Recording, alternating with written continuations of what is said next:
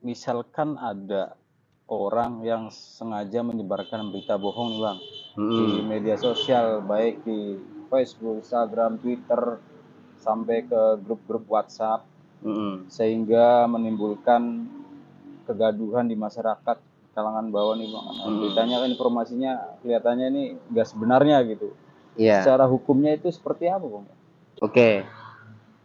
Jadi hukum menyebarkan berita bohong di media sosial ya. Karena media sosial itu banyak tadi sudah disebutkan.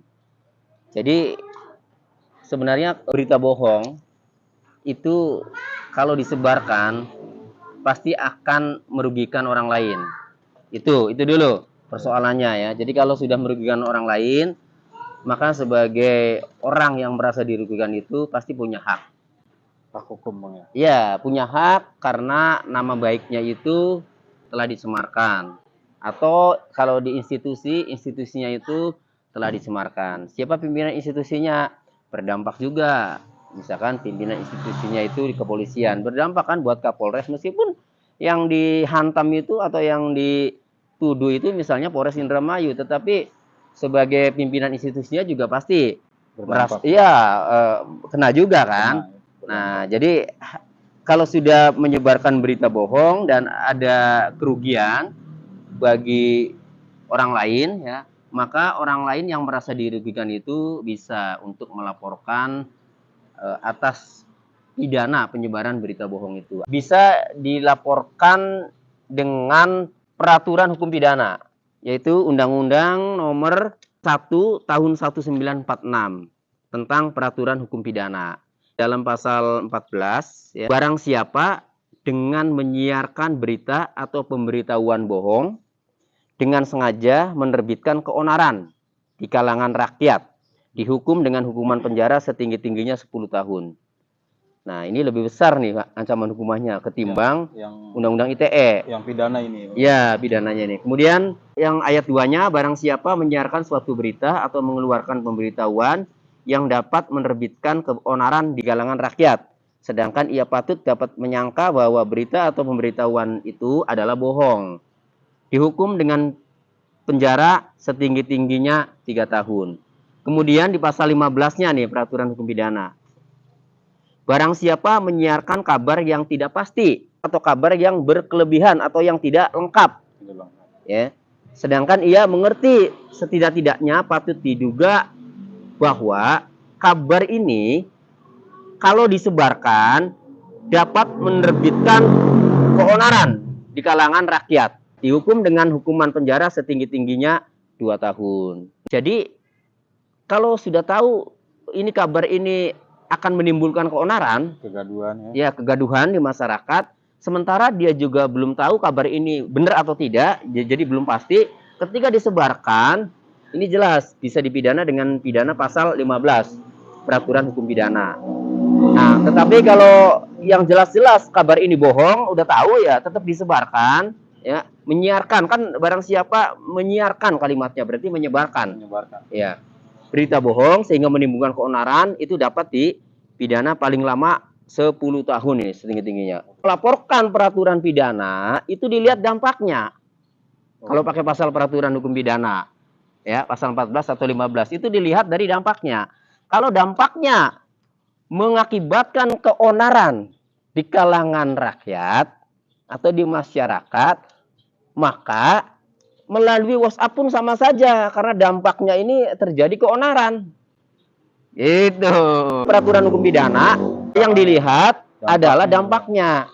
Dampak daripada penyebaran berita bohong itu mau disebarkan lewat WhatsApp, mau disebarkan lewat japri ke japri, mau disebarkan lewat grup percakapan lainnya, ya.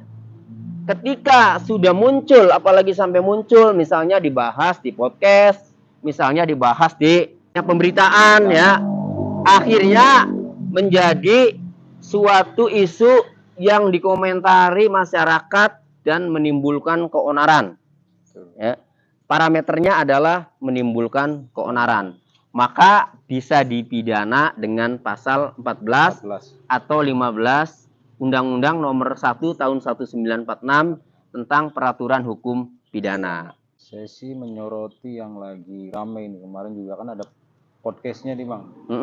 Saya lihat sendiri terkait dugaan penggerbegan narkoba yang di Pendopo. Ini ada beberapa aktivis dulu nih yang menceritakan di podcast, termasuk masih menjabat atau tidak Wabub sekarang nih, kan ada podcast kemarin tuh dengan Solikin. Oh iya ya, ya saya tahu. Ya, menceritakan bahwa terjadi penggerbegan dan bla bla Penggerbegan bla narkoba di yang Pendopo. di Pendopo. Ya. Ketika memang tidak bisa dibuktikan, ngapain juga kita ngobrol sampai podcast, sampai melakukan aksi-aksi. Iya. Oke. Itu bagaimana itu Bang? Misal dari sisi hukumnya itu nanti. Oke, gini, Mas Tommy, kalau yang seperti kita saksikan, ya, itu ada podcast atau ada talk show, ya, antara MS dengan LH ya, MS dan LH. Wabub Indramayu. Nah, itu mengenai membahas penggerbekan narkoba di Pendopo kan? Betul. Oke, itu kan sebenarnya pembahasan.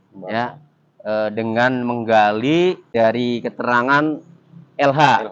Ya, Wabub Indramayu, di mana kalau saya tonton podcastnya itu atau talkshow-nya itu ya menggali keterangan LH, tahu nggak sih kan gitu. Iya. Pada saat ada penggerbekan kan gitu. Nah, justru pembahasan itu mencerminkan bahwa ini masih hangat di masyarakat, berarti sudah menimbulkan kegaduhan. Ya, karena kenapa? Karena itu sudah menjadi isu di masyarakat. Nah, banyak juga yang mengecam, kok di Pendopo ada seperti itu kan. Ya. Itu ciri-ciri sudah ada keonaran. Ya, ini timbul Bang kemarin ya. Mas Tommy. Sebelumnya saya pernah ngobrol di tongkrongan-tongkrongan tuh, kok bisa Pendopo katanya ada transaksi narkoba sampai dengan penggerbekan itu. Nah, berarti bertanya nih masyarakat nih, bener enggak? Nah, berarti itu ya sebagai bukti bahwa terjadi keonaran di kalangan masyarakat. Itu ya. Nah, sehingga kalau sudah terjadi keonaran, maka unsur pidana sebagaimana dimaksud pasal 14 dan pasal 15 itu terpenuhi. Masuk berarti. Masuk. Nah, makanya kalau ada yang menyebarkan mengenai penggerbekan narkoba di Pendopo tadi, kemudian dianya sendiri tidak dapat membuktikan tentang adanya penggerbekan itu, baik disebarkan melalui WhatsApp, Japri maupun WhatsApp grup. Kalau maksudnya adalah untuk menyebarkan berita bohong tadi, ya, dan berdampak di kalangan masyarakat, menimbulkan keonaran, maka yang menyebarkan, yang menyiarkan berita bohong itu dapat dikenakan dengan pasal 14 atau pasal 15 peraturan hukum pidana dengan ancaman pidana penjara setinggi-tingginya 10 tahun. Itu Mas Tommy. Ya, jadi keonarannya itu sudah terpenuhi itu karena banyak dibahas di kalangan masyarakat. Betul. Ya, termasuk kita nih lagi live YouTube ini kan membahas masalah itu kan. Karena penasaran kan? Karena kita juga masyarakat. Iya, itu. Ya, jadi itu dampak keonarannya sih sudah masuk. Ya, jadi tidak harus di media sosial yang diakses oleh semua publik, lewat WhatsApp, grup WhatsApp ya. Grup percakapan WhatsApp, kalau menimbulkan keonaran, itu unsur pidananya masuk. Ya, bisa dikenakan dengan pasal 14 atau pasal 15 peraturan hukum pidana. Itu Mas Tommy. Jelas? Jelas cukup. Ilmu baru nih Bang. Bukan hanya masalah narkoba, misalkan masalah apapun ya. Kalau itu sudah tahu bahwa itu bohong atau itu tahu bahwa akan berdampak nih, akan rame nih. Misalnya gini, nih kalau saya sebarkan rame nih, dampaknya di masyarakat nih ya. Wah, kita sebarkan aja nih, ya, biar rame. Oh, biar menjadi isu atau biar ketakutan misalnya. Nah, itu jelas-jelas dengan sengaja disebarkan, maka bisa masuk unsur pidana pasal 14 atau 15-nya. Kalau beritanya bohong, tahu beritanya bohong disebarkan kena pasal 14. Kalau belum tentu benar beritanya dan tidak lengkap kemudian disebarkan menimbulkan keonaran, itu kena pasal 15 peraturan hukum pidana. Itu.